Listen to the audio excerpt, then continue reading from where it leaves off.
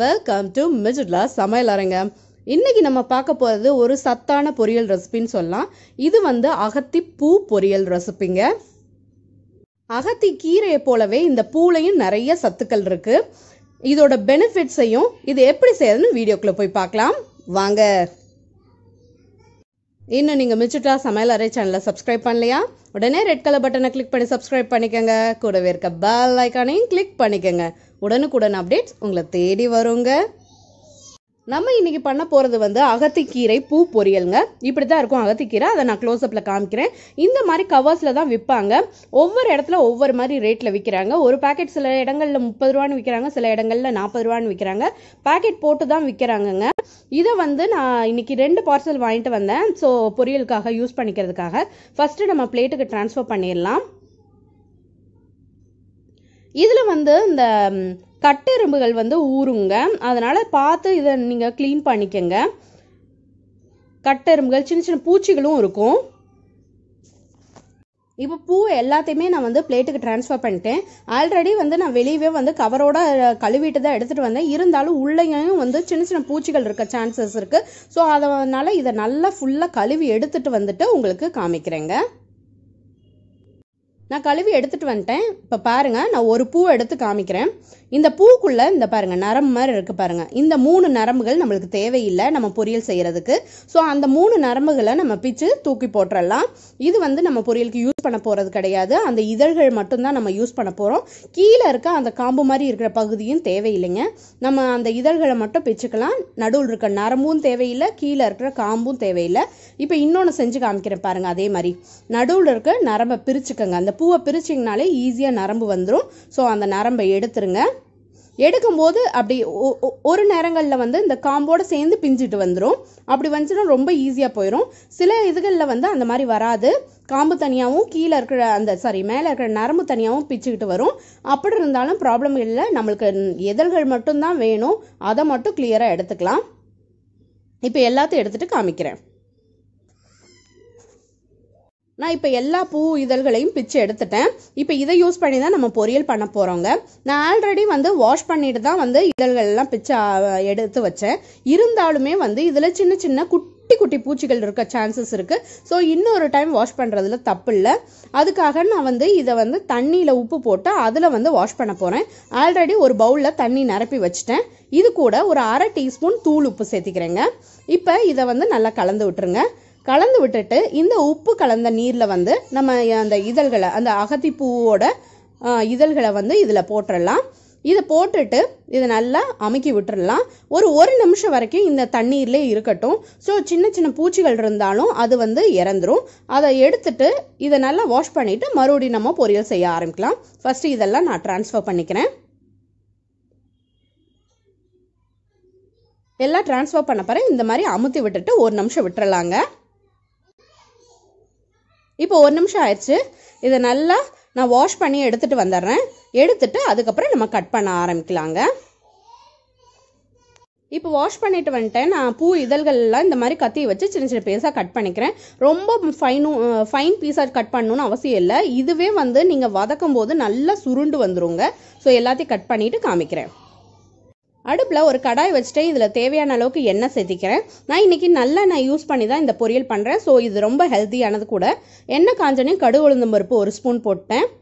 இப்போ கடுகு உளுந்தம் பருப்பு நல்லா பொரிஞ்சிருச்சு. இந்த ஸ்டேஜில் சின்ன வெங்காயம் ஒரு 5லேருந்து 6 சின்ன வெங்காயத்தை நறுக்கி வச்சுருக்கேன். அதையும் சேர்த்திக்கிறேன்.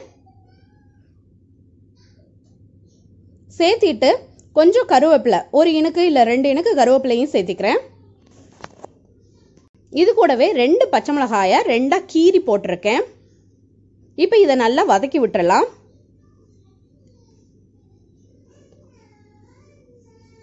இது நல்லா வதங்கி வர வரைக்கும் நம்ம வெயிட் பண்ணணும். ஸோ அதனால அது வதங்கி வரட்டும். லைட்டாக மட்டும் நம்ம கிளறி விட்டு வெயிட் பண்ணலாம். இப்போ இது சீக்கிரம் வதங்கிறதுக்காக ஒரு 1/4 டீஸ்பூன் உப்பு சேர்த்திட்டேன். உப்பு சேர்த்திட்டு ஒரு கிளறி விட்டிங்கன்னா சீக்கிரம் வந்துடும், வதங்கியும் வந்துடும். அதுக்காகத்தான்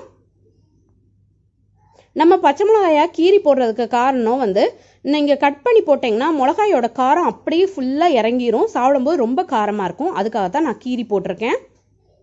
இப்போ இதை நல்லா கிளறி விட்டேன். வெங்காயம் வந்து கண்ணாடி பதத்துக்கு வந்த பிறகு நான் இப்போ வந்து இந்த பூவோட இதழ்களை சேர்த்திக்கிறேன். நம்ம கட் பண்ணி வச்சுருக்கோம் இல்லையா, அதை வந்து பொரியல் பண்ணுறதுக்காக சேர்த்திக்கிறேங்க. பார்க்குறதுக்கு ஃபஸ்ட்டு நிறையா இருக்கிற மாதிரி இருக்கும், ஆனால் இன்னும் ஒரு 5 நிமிஷத்தில் பாருங்கள் இது நல்லா வதங்கி சுருண்டு வந்துடும். இப்போ நம்ம சேர்க்கவே அடியில் இருக்கிறது வந்து கலர் சேஞ்ச் ஆக ஆரம்பிச்சிடும். கொஞ்சம் கொஞ்சமாக வந்து நம்ம அமுக்கி விட்டு கிளறி விடணும். நிறையா இருக்கேன்னு நினைக்காதீங்க, இதுவே கரெக்டாக வரும் பாருங்கள். நம்ம எல்லா இதழ்களையும் சேர்த்து 1 நிமிஷத்துக்குள்ளே வந்து அடியில் இருக்கிற இதழ்கள் வந்து கலர் சேஞ்ச் ஆயிருக்கு பாருங்க. நம்ம சேர்த்தது வந்து பிங்க் கலர், இப்போ வந்து ஒரு பர்பிள் கலரும் இல்லாமல் ஒரு வயலட்டும் இல்லாமல் 2 கலந்த கலவையாக அது ஒரு கலரில் மாறுது. ஆக்சுவலாக இந்த பொரியல் வந்து ரெடி ஆகும்போது ஃபுல் அண்ட் ஃபுல் இந்த கலரில் தான் வரும். அது வந்து நீங்கள் பயப்பட வேண்டியதில்லை, நிறைய இதழ்கள் சேர்த்தாலும் சுருண்டு நல்லா வத்தி வந்துடும், கரெக்டான ஸ்டேஜுக்கு வந்துடும். இது எல்லா இதழ்களோட கலருமே ஃபுல்லாக சேஞ்ச் ஆகி நல்லா தண்ணியெல்லாம் வத்தி வரும். அப்போ தான் கரெக்டான ஸ்டேஜாக வரும். அது வரைக்கும் நம்ம வதக்கணும்.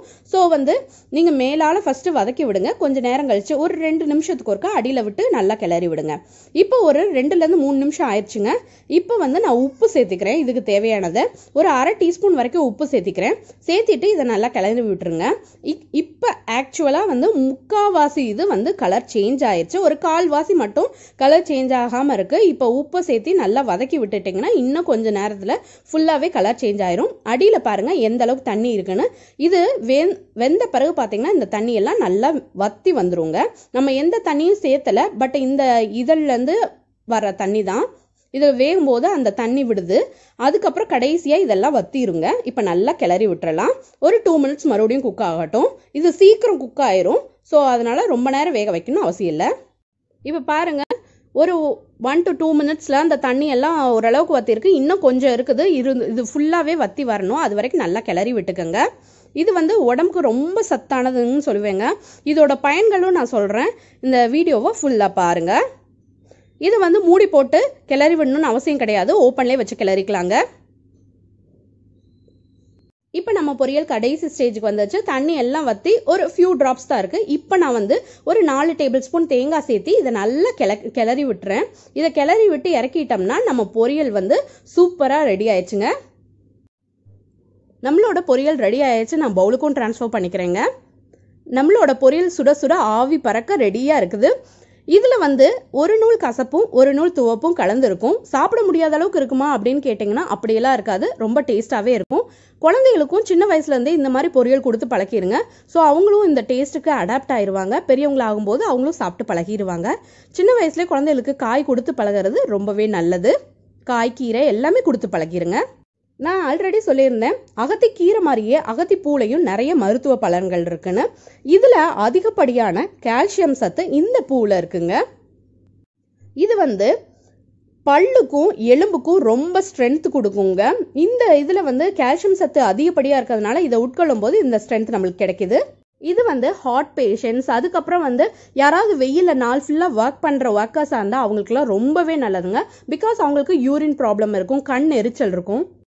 இந்த மாதிரி பொரியலை வாரத்துக்கு ஒரு முறை நீங்கள் வச்சு சாப்பிட்டிங்கன்னா அந்த கண் எரிச்சல் ப்ராப்ளம், யூரின் எல்லாம் உஷா போகிறது, இது எல்லாமே வந்து படிப்படியாக குறைய ஆரம்பிச்சிருங்க.